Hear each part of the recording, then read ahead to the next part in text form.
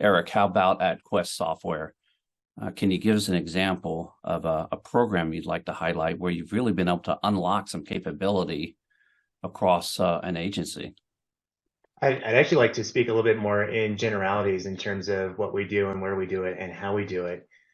When you look across the landscape, over 95% of Fortune 1000 companies use Active Directory as their source of authentication, authorization, and as an identity repository. And based on the latest statistics that we've seen, over 95 million attacks are taken against Active Directory accounts per day. And so just to state that again, just to make sure, 95 million attacks per day against Active Directory accounts.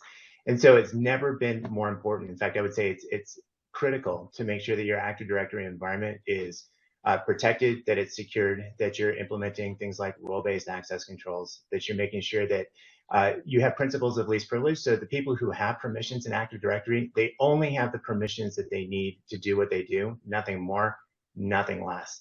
And then making sure that you have, we talked a little bit, Travis, I believe it was, talked also about things like cyber resilience, the ability to recover from something bad that happens in your environment, not just from a force level, not just from a domain level, but from an object and an attribute level, and then reducing your threat surfaces.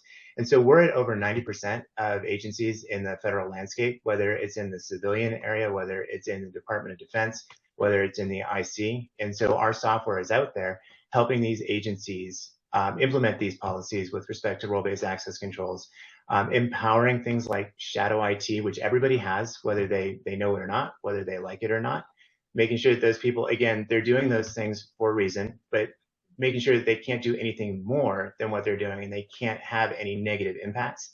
And then making sure that whether it's through malicious intent or it's an honest mistake, that the impact of those mistakes is minimized and then easily rectified and fixed so that you continue moving in the direction that you need to be, and empowering our agencies to really focus on the mission rather than focusing on IT issues.